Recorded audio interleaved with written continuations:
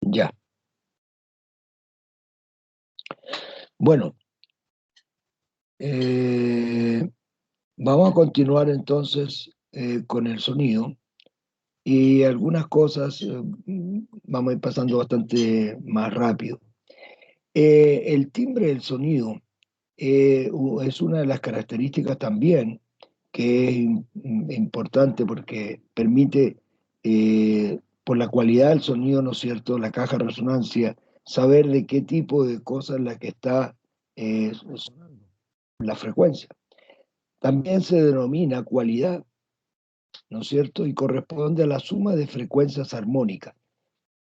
Lo que ocurre, por ejemplo, cuando uno pulsa una cuerda de guitarra, no es verdad, no solamente va a tener el sonido de la onda fundamental, sino que también los armónicos. Y esos armónicos van a dar la característica de que lo que pulsaron fue una cuerda de guitarra y no un do de una guitarra y no un do de un piano. Las frecuencias armónicas son múltiplos enteros de la frecuencia fundamental, que es la más pequeña. Un sonido de 100 Hz, por ejemplo, puede tener armónicos de 200, 300, 400 Hz, generalmente. Obviamente que esto tiene que ver con la voz. Corresponde al sonido fundamental multiplicado por estas cantidades. Los sonidos armónicos tienen una cualidad y esta es interesante saber porque la gente habla del color en los programas de televisión, hablan de esto, no especifican que se refieren a los armónicos que tienen. Dan el colorido al sonido, embellecen el sonido. Dependiendo del número e intensidad de los armónicos, el sonido tiene timbre o cualidad característico. Por ejemplo, todos los que escuchan son capaces de identificar por la voz a una persona conocida y ella tiene sus armónicos característicos. Bueno, eh, podemos distinguir entre dos sonidos de igual tono e intensidad, aunque tengan el mismo tono, do, y la intensidad sea la misma, pero están emitidos por fuentes sonoras distintas. Y eso, el timbre, nos va a identificar si es el sonido de un violín o una guitarra, etcétera, que es lo que les explicaba recién. Bueno, los sonidos presentan también las mismas características que presentan las ondas, que yo ya hablé sobre ellas, ¿no es cierto? La reflexión del sonido, por ejemplo, el eco se produce cuando un sonido se refleja en un medio más denso y llega al oído de una persona con una diferencia de tiempo igual o superior, esto es importante, igual o superior a un 0,1 segundo. Ahí entonces nosotros escuchamos el eco. Para caracterizar la reflexión del sonido y la transmisión de él en una interfase, división entre dos medios, por ejemplo, acá tenemos bueno, acá hay una roca, pero parte del sonido se va a transmitir y parte del sonido se va a reflejar.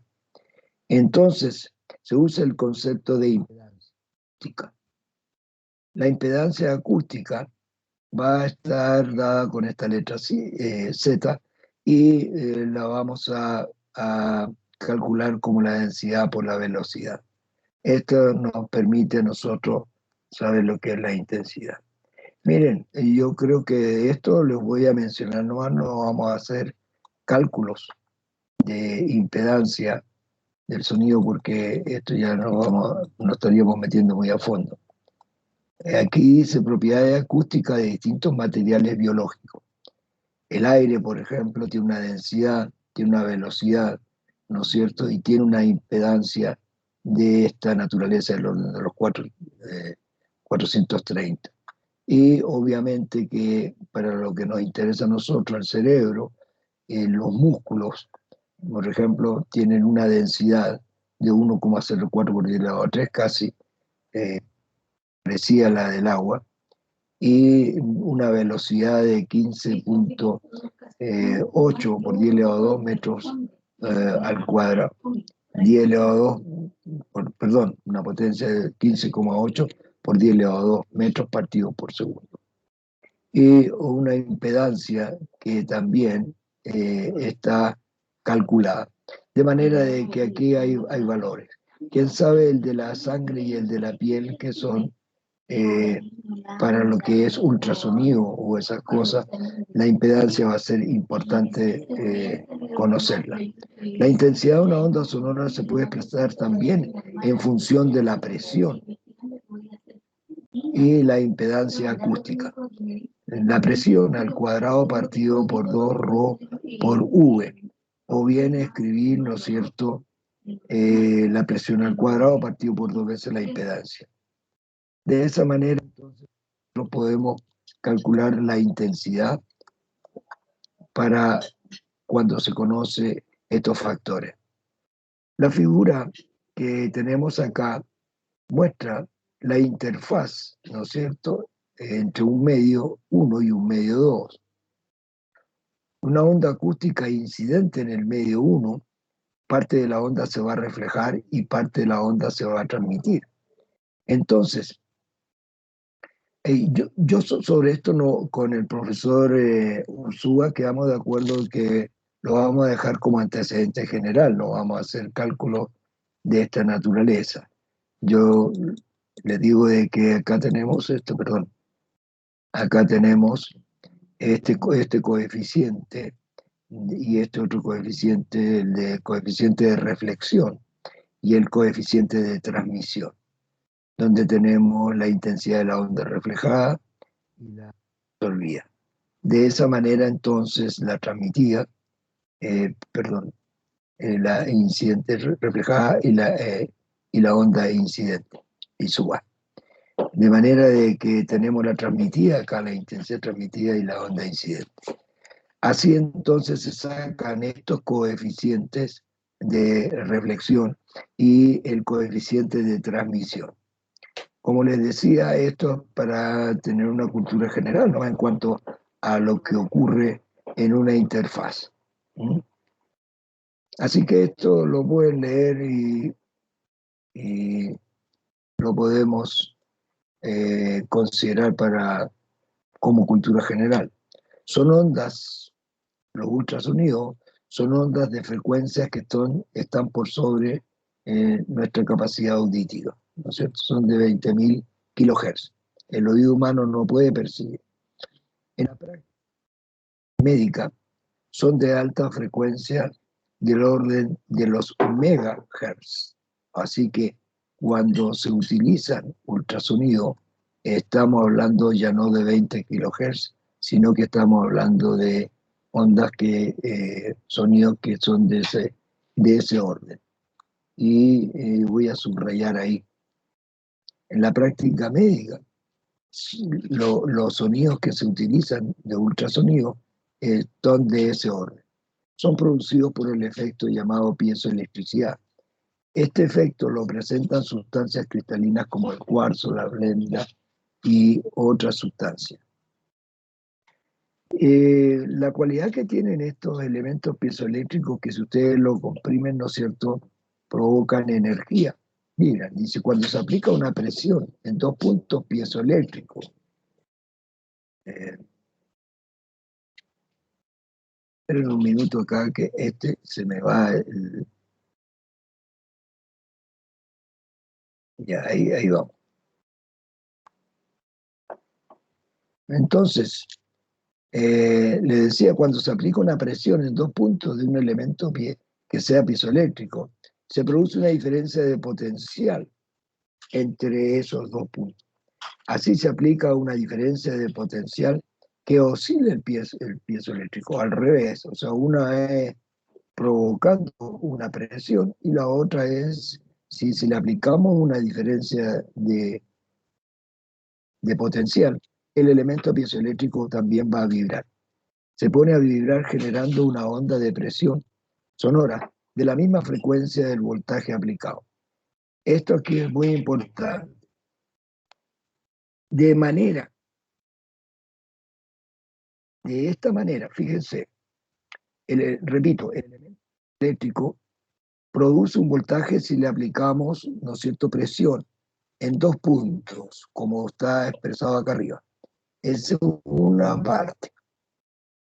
Pero al revés, si le aplicamos una diferencia de potencial, le aplicamos una diferencia de potencial en 2 puntos, va a hacer que el piezoeléctrico oscile.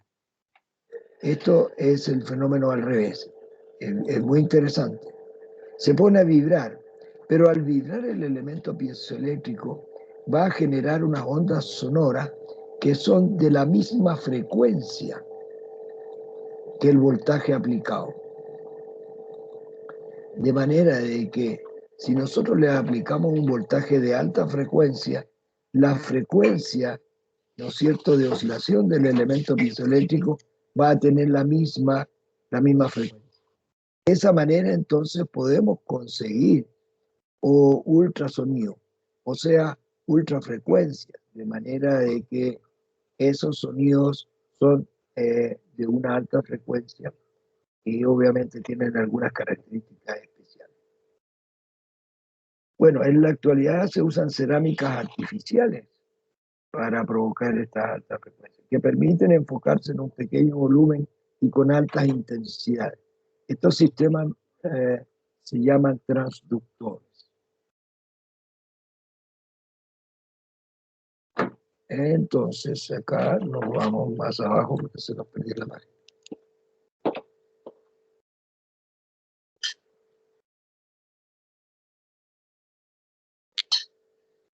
Para un buen diagnóstico médico, o sea, una correcta utilización del ultrasonido, se tiene que tener en cuenta 3 factores.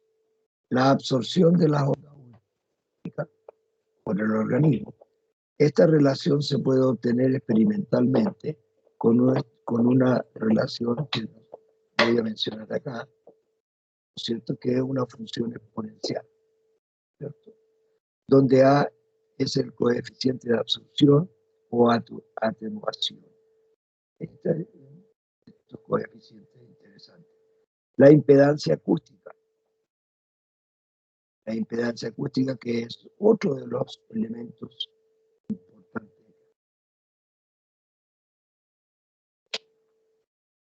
La impedancia, porque depende del medio donde se vaya a propagar el ultrasonido. La impedancia que tienen ciertos medios biológicos, sus respectivos coeficientes de reflexión y transmisión. Por ejemplo, el tejido interno, ¿cierto?, y los huesos van a tener su coeficiente de transmisión, de reflexión, de manera de que para trabajar con ultrasonido es conveniente tener en cuenta estos elementos. Bueno, la gente que se dedica a esto se va a meter más a fondo. Y además existen instrumentos que esto no hay necesidad de que uno los calcule, los resuelven los mismos instrumentos.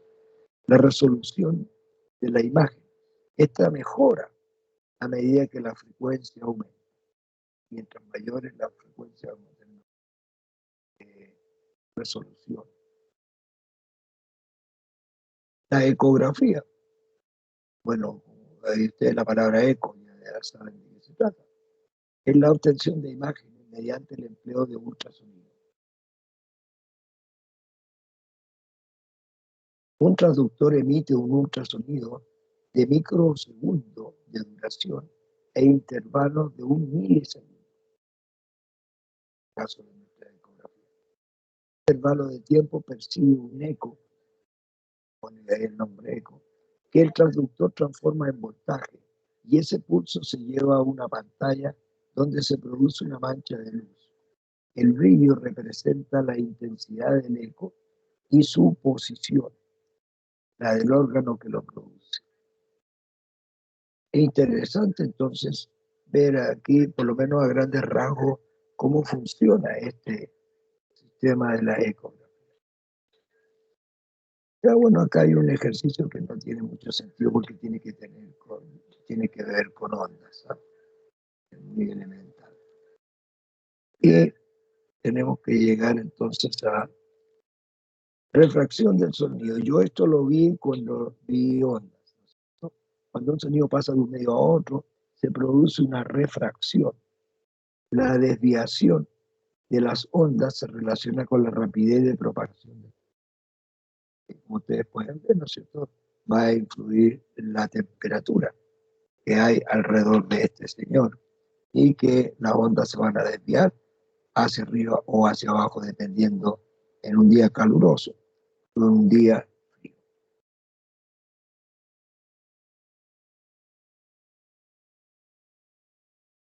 Absorción del sonido es la capacidad de absorción que tienen algunos materiales, ¿no es cierto?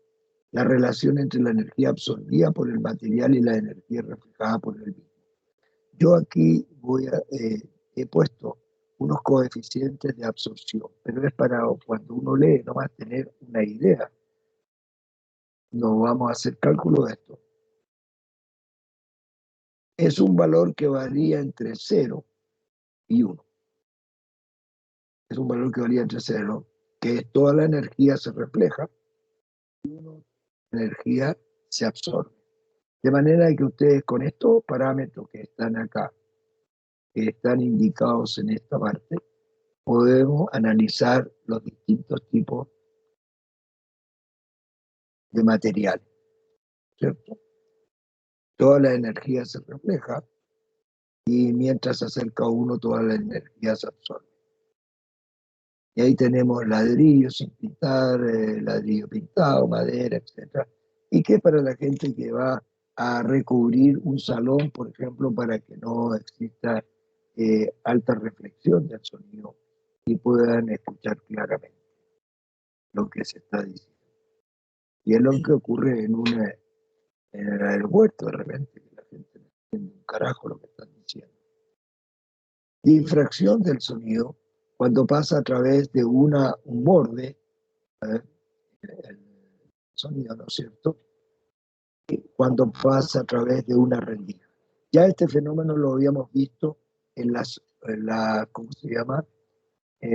Cuando yo hablé de ondas y vi lo que era difracción de ondas. ¿eh? Como el sonido es una onda, también presenta las mismas características de la difracción. Es decir, si pasa por una rendija, ¿cómo se llama? Las ondas sufren desviaciones, ¿no es cierto? Y se propagan en todas direcciones. Y cuando pasa por un borde. Así entonces, eh, vemos que el sonido presenta, igual que las ondas, la interferencia. Es decir, si yo tengo una onda sonora y otra onda sonora emitida en otro lugar, y estas ondas se encuentran, en algunos lugares se van a reforzar estas ondas y en otros se van a anular.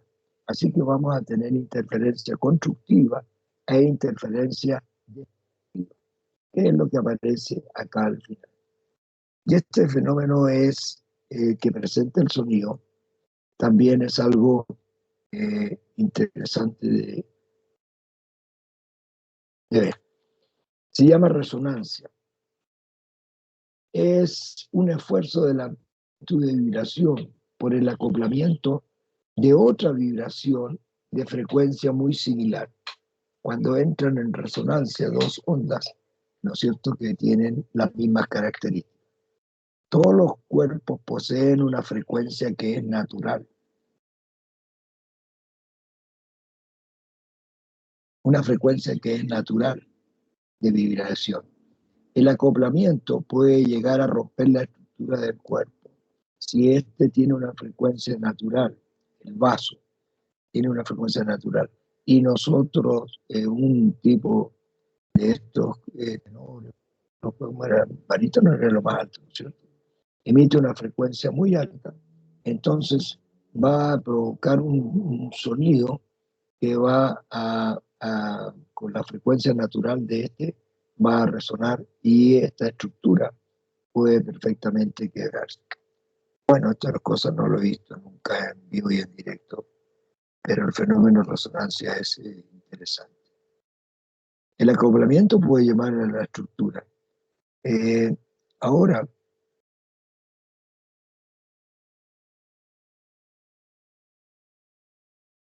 consideremos una cavidad que tiene una frecuencia característica para establecer una onda estacionaria en la cavidad. Se necesita que el aire en el interior vibre con una frecuencia cercana a esa capacidad, a esa cavidad. Supongamos un diapasón que vibra a la entrada de una cavidad cilíndrica como la figura que estoy mostrando acá arriba.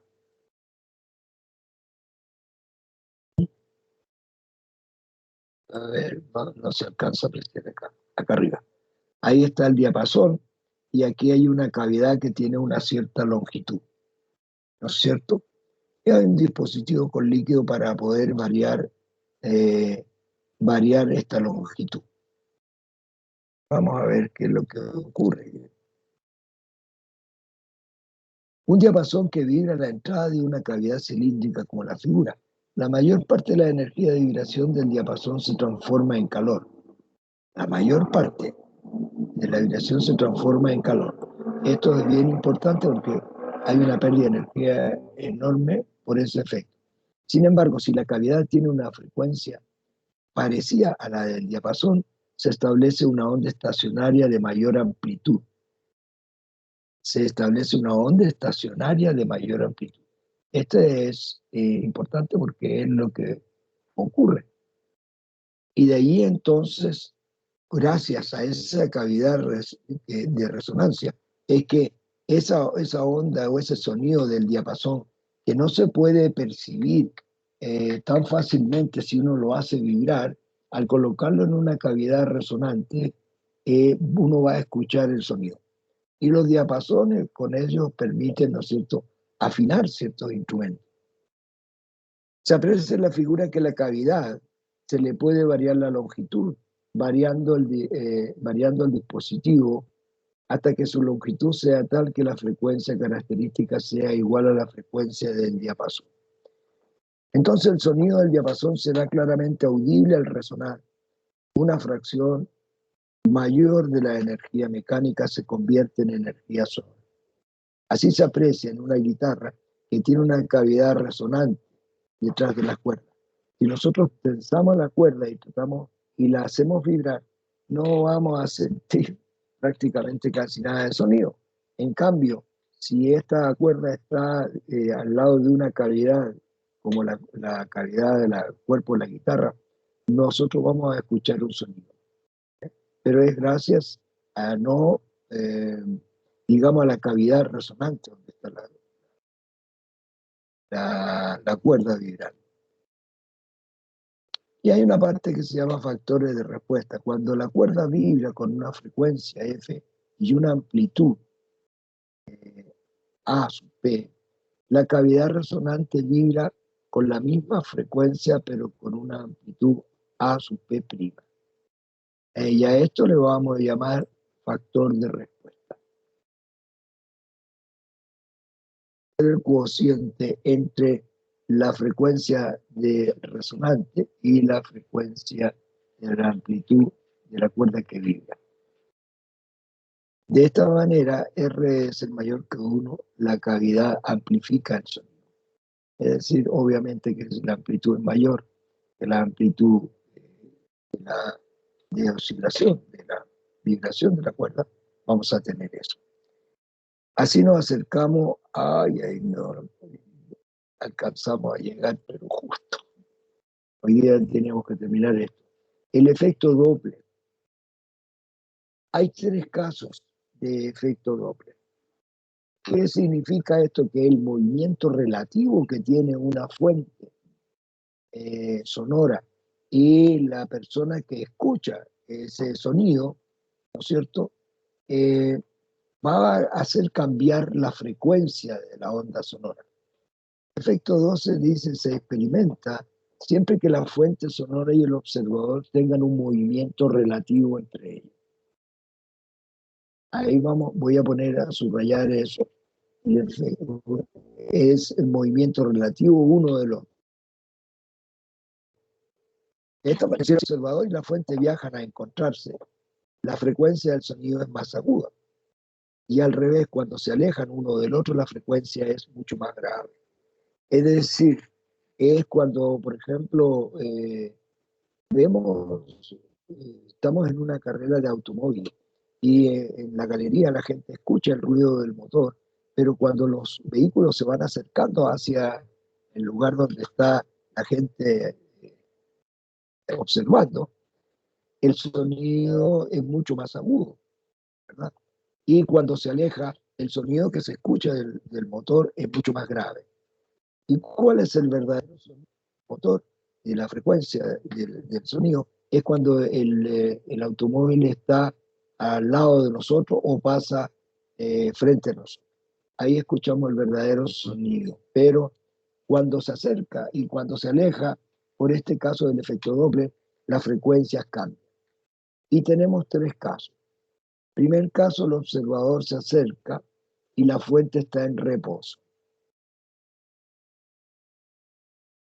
Segundo caso, la fuente sonora está en movimiento, lo subrayo, ya sea acercándose o alejándose la fuente sonora. Las frecuencias entonces van a cambiar. Por ejemplo, acá arriba tenemos que hay una relación. Para trabajar con el efecto Doppler, hay que tener en cuenta, ¿no es cierto?, los parámetros que están definidos acá. Esta es la frecuencia natural y la frecuencia que se va a escuchar o que va a tener el sonido va a ser este F', donde algunos parámetros, por ejemplo, el observador se acerca a la fuente con una velocidad v sub 0. Entonces, este v sub 0 que está acá, lo debemos tener que relacionar, lo voy a poner acá en esto. Este v sub 0, entonces, es la velocidad del observador.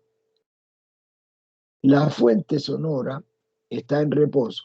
Es como si nosotros estuviéramos una ambulancia, ¿no es cierto?, que está en en la, en la carretera, en algún lugar, emitiendo ruido, y nosotros nos empezamos a acercar, ¿cierto? La fuente está en reposo, pero el observador viaja hacia ella. V es otro de los aspectos importantes y que van a influir en esta fórmula que tenemos acá. Y es, ¿dónde tenemos que poner? Es la velocidad de las ondas. Obviamente que si una fuente está en reposo, esa velocidad es la que vamos a considerar como la velocidad de las ondas. Así la velocidad relativa es la suma y le llamamos V'. Hay una pequeña deducción acá. En realidad, nosotros nos basta con esta, no con la deducción, sino que saber de que la frecuencia fundamental, ¿cierto?, de la onda cuando está en reposo, y esta es cuando está en movimiento el observador. La velocidad del sonido, que está dada en alguna parte, o habría que buscarla a cierta temperatura. Pero acá hay algo interesante. Dice, considerando que la onda producida por una fuente es B partido por F, se usa el signo más. Este signo va a ser positivo. Lo subrayamos ahí. Si se acerca a la fuente y negativo si se aleja de la fuente. Entonces ya tenemos en la fórmula con este más o este menos, dependiendo si se acerca o se aleja de la fuente. Y así yo he propuesto algunos ejercicios que están resueltos. Voy a poner más también al respecto. Y el segundo caso, si la fuente sonora está en movimiento, ya sea acercándose o no se lo observador. El caso de un vehículo que se mueve, por ejemplo, en una estación está una persona en reposo y un tren viene llegando o una ambulancia viene acercándose a un punto donde nosotros nos encontramos. Entonces, cuando se acerca, las longitudes de onda disminuyen y cuando se aleja de nosotros, las longitudes de onda se agrandan, como lo explica acá en este ejemplo. Y obviamente que eh, la, la fórmula que vamos a utilizar va a ser esta. Yo voy a tener que hacer varios ejercicios ya porque nos pilló la hora de estos tres casos de efecto Doppler. Sin embargo, creo que aquí yo incluí un ejemplo. Considero un observador estacionario en un andén con una frecuencia, escucha el pito, de 600 Hz de un tren que se mueve a 30 metros por segundo. Uno, el primer caso, si se acerca, ¿cierto? Y después cuando el observador, cuando pasa frente al observador, que es el otro caso, y cuando se aleja. Ahí están los tres casos que he mencionado y que obviamente van a diferir en el signo. Y el signo de la velocidad lo vamos a encontrar acá. Cuando el observador y la fuente se acercan, este es el tercer caso. No, estábamos analizando el segundo. Los signos indican menos si viaja al observador y más si se aleja. Así que esto de acá lo que tenemos que utilizar. Esta es la frecuencia fundamental, por ejemplo, que tiene 600 Hz sonido y habría que calcular con esta velocidad. Nótese que acá está la velocidad de las ondas, que es V, la velocidad del sonido en el aire. Y VS es la velocidad con que se mueve la fuente. Y se mueve a 30 metros por segundo hacia o se aleja.